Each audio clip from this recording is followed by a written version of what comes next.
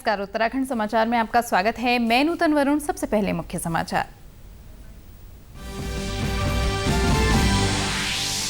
भारत चीन सीमा पर चमोली के सुमना क्षेत्र में हिमस्खलन की चपेट में आकर 8 लोगों की मौत, 391 मजदूरों को सुरक्षित निकाला। राहत बचाव कार्य जारी। मुख्यमंत्री तीरथ सिंह रावत ने किया क्षेत्र का निरीक्षण।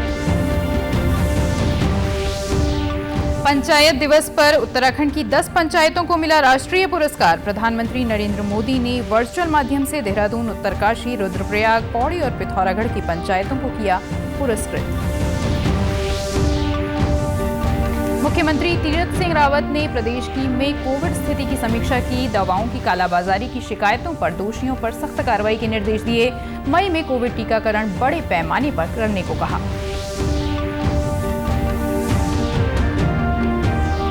उत्तराखंड के पर्वतीय जिलों में आज भी कई जगह बारिश और बर्फबारी से जनजीवन अस्त व्यस्त। तापमान में आई गिरावट। बागेश्वर में खेतों में खड़ी फसल को पहुंचा नुकसान। और अब समाचार विस्तार से। भारत चीन सीमा पर चमोली के सुमना क्षेत्र में बीती शाम हिमस्खलन की चपेट में आने से 8 लोगों की मौत हो गई है। बीआरओ के साथ घायल मजदूरों को रेस्क्यू कर हेली से आर्मी अस्पताल जोशीमठ में भर्ती कर दिया गया है। 391 मजदूरों को सुरक्षित निकाल लिया गया है। एसडीआरएफ और बीआरओ के साथ स्थानीय प्रशासन की टीम रेस्क्यू अभियान में जुटी हुई है। पिछले 5 दिनों से क्षेत्र में लगातार बर्फबारी हो रही थी। सुमना में हुए हिमस्खलन क्षेत्र में सीमा सड़क संगठन के 400 श्रमिक कार्य कर रहे थे। घटना की जानकारी मिलते ही एसडीआरएफ की टीम जोशीमठ पहुंच गई। जोशीमठ से सुमना ग्लेशियर करीब 94 किलोमीटर दूर है। चमोली की जिलाधिकारी स्वाति एस भदौरिया ने बताया कि शुक्रवार रात से ही राहत बचाव कार्य शुरू कर दिया गया था। 2 शव कल रात बरामद किए गए थे, जबकि 6 आज सुबह बरामद किए गए हैं। हमारे संवाददाता शेखर रावत ने बताया है कि एक घायल को मिलिट्री हॉस्पिटल जोशीमठ से मिलिट्री हॉस्पिटल देहरादून रेफर किया गया है। आर्मी की जो टीम है वो वहाँ पे लगातार कल रात से रेस्क्यू का काम कर रही है और अभी भी वहाँ पे रेस्क्यू चल ही रहा है। और वहाँ से 6 डेड बॉडीज इस समय और 2 कल रात में वहाँ से रिकवर हो चुकी है और बाकी अभी रेस्क्यू का काम चल ही रहा है। और बीआरओ के भी हम लोग संपर्क में। बीआरओ की टीम लगभग 6 किलोमीटर पहले तक पहुँच चुकी है इंसिडेंट के और अभी रोड क्लियरेंस का काम भी साथ साथ चल रहा है और रेस्क्यू का काम भी साथ साथ चल रहा है। वहीं मुख्यमंत्री तीरथ सिंह रावत ने भी क्षेत्र का हवाई दौरा किया। उन्होंने बताया कि केंद्रीय गृह मंत्री अमित शाह को घटना की जानकारी दे दी गई है। तत्काल एनडीआरएफ की टीम को मदद के लिए रवाना किया गया, लेकिन बहुत अधिक बर्फबारी के चलते सड़क मार्ग बाधित हो गया है। तत्काल हमने एनडीआरएफ और जिला प्रशासन पूरी तरह मुस्तैदी के साथ में तत्काल जुटा और साथ में ही माननीय शाह जी गृह मंत्री जी ने कहा कि जो भी आवश्यकता हो हम तुरंत एक्शन ले रहे हैं। और आईटीबीपी, बीआरओ सभी आर्मी को पूरी तरह सचेत किया। तेजी से रेस्क्यू हुआ है और आज सुबह ही मौसम जैसे साफ हुआ तो हम सीधे उस क्षेत्र में होकर के आ रहे हैं। आपके पूरा देखा वहाँ जगह जगह रोड़ें ध्वस्त हैं। बीआरओ अभी काम पे लगी है, लेकिन उनकी कनेक्टिविटी टूटी हुई है। बर्फ बहुत ज़्यादा गिरी। मुझे लगता है कि पहली बार इतना बर्फ का गिरना ये हमने देखा है। और एक स्थान में नहीं, कई जगह आपका रोड ब्लॉक है बर्फ से। और देखें, अभी ये क्लियर इसलिए नहीं बता सकते कि बीआरओ जगह जगह स्थान स्थान तक काम कर रही होगी और उनकी कनेक्टिविटी टूटी है, तो इसलिए वो अभी क्लियर नहीं कर सकते हैं कि। आपको बता दें, घटना में आसपास के गांव सुरक्षित हैं। सभी घायलों का उपचार किया जा रहा है। इस आपदा से संबंधित जानकारी के लिए चमोली जिला कंट्रोल रूम के दूरभाष नंबर 9068187120 या 7579004644 तथा कार्यालय के टोल फ्री दूरभाष नंबर 0137225147 पर संपर्क कर जानकारी प्राप्त की जा सकती है। राष्ट्रीय पंचायती राज दिवस के मौके पर प्रदेश की 10 पंचायतों को आज प्रधानमंत्री नरेंद्र मोदी ने राष्ट्रीय पंचायत पुरस्कार से सम्मानित किया। देश भर से अलग अलग श्रेणियों में कुल 224 पंचायतों को दीनदयाल उपाध्याय पंचायत सशक्तिकरण पुरस्कार से सम्मानित किया गया है। इनमें उत्तराखंड के देहरादून जिले की 4, उत्तरकाशी की 3 और रुद्रप्रयाग, पौड़ी और पिथौरागढ़ की एक पंचायतें शामिल हैं। इस बार कोरोना संक्रमण की वजह से प्रधानमंत्री ने वर्चुअल तरीके से ये पुरस्कार बांटे हैं।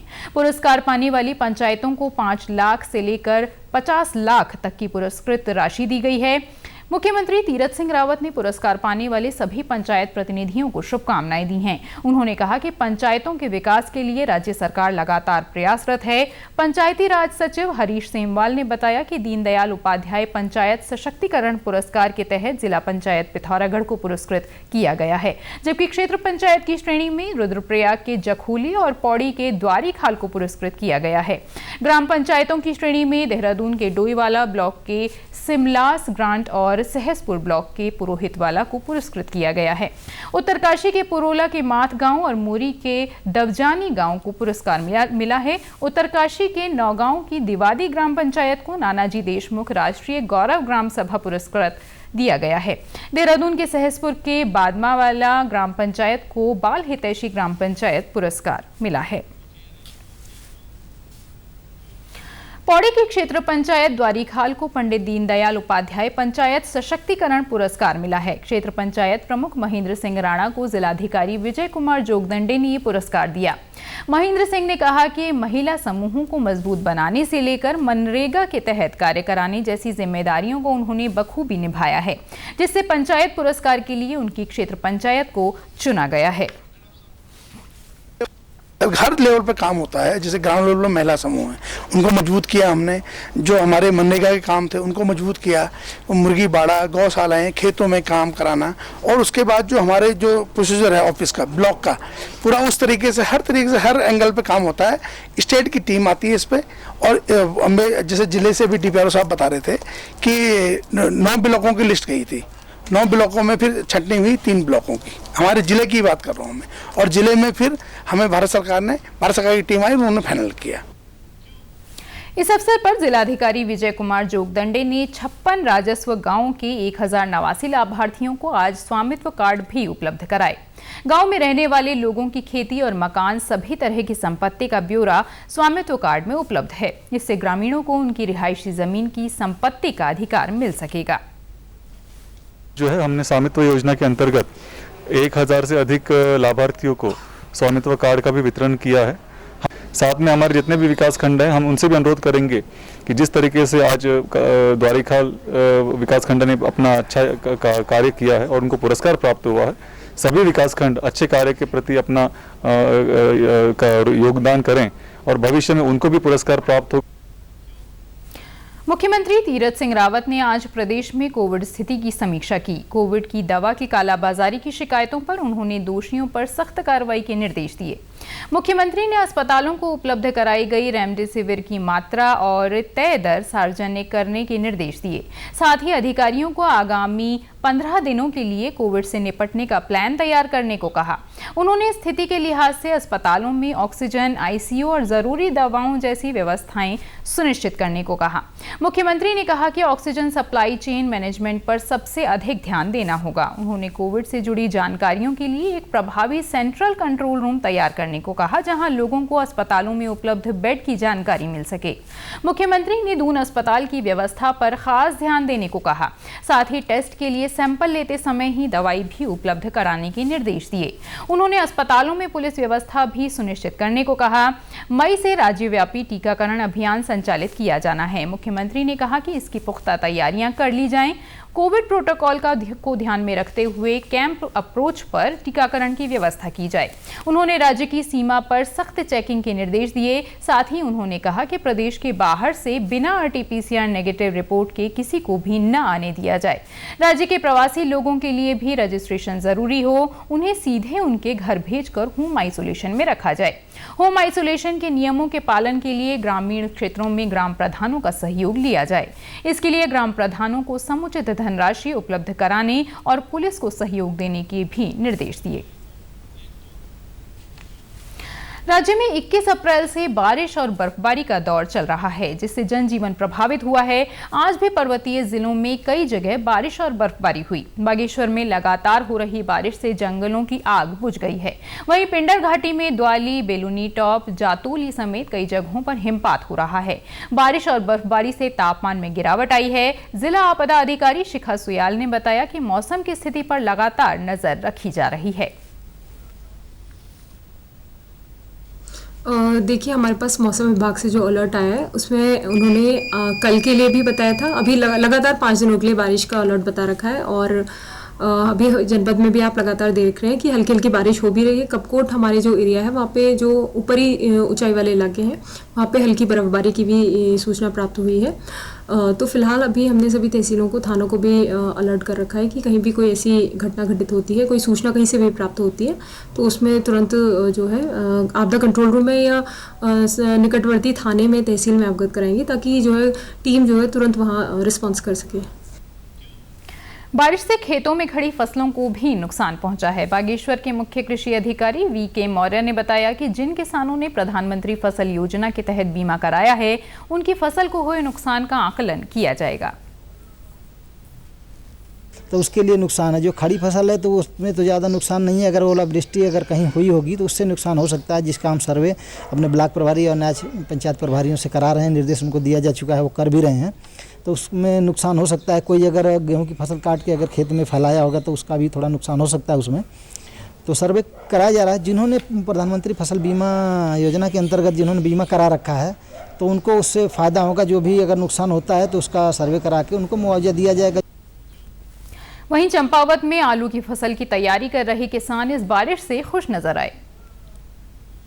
बस समय से बारिश नहीं थी, 2-3 दिन पहले से थोड़ी हल्की बारिश हुई थी और जो है आज सुबह जो अच्छी बारिश हुई, इससे हमारे आलू के लिए या सब्जी लगाने के लिए बहुत फायदा हुआ है। हम जो है अब सब्जी भी लगा सकते हैं। आलू के लिए तो हमारे बहुत ही बढ़िया हुआ है। आलू बुआई के लिए अच्छा हो रहा है। हाँ, अब 7-8 महीने से तो बारिश नहीं हुई, 2-3 दिन से बारिश हो रही है तो अच्छा ही हो रहा है। आलू के लिए अच्छी बारिश हो रही है और 1 दिन में और हो जाए तो फिर तो और ही अच्छा हो जाएगा। अल्मोड़ा में भी आज कई हिस्सों में बारिश हुई। पिछले 3 दिनों से लगातार वर्षा होने से जनजीवन प्रभावित हुआ है। चमोली में ऊंचाई वाले क्षेत्रों बद्रीनाथ, हेमकुंड, फूलों की घाटी, औली, रूपकुंड, रुद्रनाथ और बेदनी बुग्याल में बर्फबारी हो रही है। हालांकि मैदानी जिलों में आज बारिश से राहत मिली है।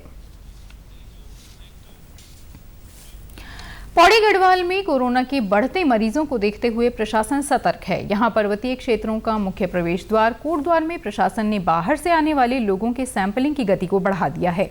सभी बसों और कारों की सघनता से चेकिंग की जा रही है। पौड़ी की अपर पुलिस अधीक्षक मनीषा जोशी ने बताया कि बाहर से आ रहे जिन यात्रियों के पास कोविड नेगेटिव रिपोर्ट नहीं है, उनके सैंपल लिए जा रहे हैं। लगातार जारी है। आरटीपीसीआर के जो भी बाहर दूसरी जगह से आ रहे हैं, स्टेट से आ रहे हैं, उनके आरटीपीसीआर नेगेटिव होने पर ही हम उनको एंट्री दे रहे हैं। अदरवाइज टीम्स डॉक्टर्स की भी लगी हुई हैं बैरियर पे, जो कि चेक कर रहे हैं। रैंडम चेकिंग भी चल रही है, उसके बाद ही उनको एंट्री की जा रही है। अपर पुलिस अधीक्षक ने बताया कि लोगों को कोविड के प्रति जागरूक किया जा रहा है। साथ ही आदेशों का पालन नहीं करने वाले लोगों का चालान भी किया जा रहा है। कोटद्वार नगर निगम भी भीड़-भाड़ वाली जगहों पर सैनिटाइजेशन कर रहा है। कोटद्वार के नगर आयुक्त पीएल शाह ने बताया कि जिन जगहों पर संक्रमण के अधिक मामले आ रहे हैं, वहां प्राथमिकता के आधार पर सैनिटाइजेशन कराया जा रहा है। तो नगर निगम कोटद्वार की ओर से जो सैनिटाइजेशन का कार्य है और जो अन्य निगम के जो सफाई कार्य हैं, जैसे चूना ब्लीचिंग वगैरह करना है, ये पूरे जोरों शोर से चल रहा है और नियमित रूप से चल रहा है और ये प्रक्रिया लगातार चलती रहेगी। सबसे पहले प्राथमिकता उन जगहों को दी जा रही है जहाँ पर कोई पॉजिटिव केस आ रहे हैं। हमारी 4 टीमें शहर क्षेत्र में और जो 4 टीमें जो दूरस्थ क्षेत्र में हैं वो वहाँ पर काम कर रही हैं। हमारी एक ट्रैक्टर ट्रॉली है जिसमें हमने प्रेशर पंप लगा रखा है। तो जो मेन जो भीड़ भाड़ वाली जगह हैं, जहाँ पे लोगों के ज़्यादा आने जाने की संभावना है, लोग आते हैं, वहाँ पे हम उसके द्वारा करवा रहे हैं। हमने 40 मशीनें भी खरीदी हैं और वो जो हमारे कर्मचारी हैं वो ऐसी जगह हैं जहाँ पे कोई पॉजिटिव केस मिल रहा है। स्वास्थ्य विभाग ने कोविड टीकाकरण अभियान भी तेज कर दिया है। कोटद्वार नगर निगम में 4 जगहों पर इस तरह का टीकाकरण किया जा रहा है। आज वैक्सीन लगवाने के बाद स्थानीय निवासी काफी संतुष्ट नजर आए। मैं हॉस्पिटल में आया और अपने आधार कार्ड की एंट्री कराई, अपने नाम की एंट्री कराई। उसके बाद मुझे स्लिप मिली और मैंने वैक्सीन ली। मैं बिल्कुल पूर्णतः स्वस्थ हूँ और आधे घंटे यहाँ पे इंतज़ार करने के बाद जो है ये है कि अगर बुखार वगैरह आता है तो उसके लिए जो है आप पैरासीटामोल और दवाई लेंगे कोई भी, और ज़्यादा अगर दिक्कत होती है तो फिर संपर्क करेंगे हॉस्पिटल। पौड़ी में 23 अप्रैल तक कोविड-19 के कुल 7,016 पॉजिटिव केसेस सामने आ चुके हैं, जिनमें से 5,370 लोग स्वस्थ हो चुके हैं। जिले में इस समय 1,402 एक्टिव केस हैं, जबकि 68 लोगों की मृत्यु हुई है। और उत्तराखंड के समाचारों में बस इतना ही। चलते चलते मुख्य समाचार एक बार फिर। भारत चीन सीमा पर चमोली के सुमना क्षेत्र में हिमस्खलन की चपेट में आकर 8 लोगों की मौत, 391 मजदूरों को सुरक्षित निकाला गया। राहत बचाव कार्य जारी। मुख्यमंत्री तीरथ सिंह रावत ने किया क्षेत्र का निरीक्षण। पंचायत दिवस पर उत्तराखंड की 10 पंचायतों को मिला राष्ट्रीय पुरस्कार। प्रधानमंत्री नरेंद्र मोदी ने वर्चुअल माध्यम से देहरादून, उत्तरकाशी, रुद्रप्रयाग, पौड़ी और पिथौरागढ़ की पंचायतों को पुरस्कृत किया। मुख्यमंत्री तीरथ सिंह रावत ने की प्रदेश में कोविड स्थिति की समीक्षा। दवाओं की कालाबाजारी की शिकायतों पर दोषियों पर सख्त कार्रवाई करने के निर्देश दिए। मई में कोविड टीकाकरण बड़े पैमाने पर करने को कहा। और उत्तराखंड के पर्वतीय जिलों में आज भी कई जगह बारिश और बर्फबारी से जनजीवन अस्त व्यस्त। तापमान में आई गिरावट। बागेश्वर में खेतों में खड़ी फसल को पहुंचा नुकसान। उत्तराखंड की खबरों के लिए आप हमसे सोशल मीडिया के माध्यम से भी जुड़ सकते हैं। हमारा ट्विटर हैंडल है DDNews_देहरादून। हमारा फेसबुक पेज है DD न्यूज़ उत्तराखंड और हमारे YouTube channel DD news Uttarakhand को भी आप सब्सक्राइब कर सकते हैं। कोरोना संक्रमण से बचने के लिए मास्क का अनिवार्य रूप से और सही ढंग से प्रयोग करें। साथ ही सामाजिक दूरी का ख्याल रखें, नियमित रूप से हाथ धोएं और याद रखें, कोरोना को हराना है, मास्क जरूर लगाना है। और याद रखें, अपनी बारी आने पर कोरोना वैक्सीन जरूर लगवाएं। इसी के साथ बुलेटिन समाप्त हुआ। नमस्कार।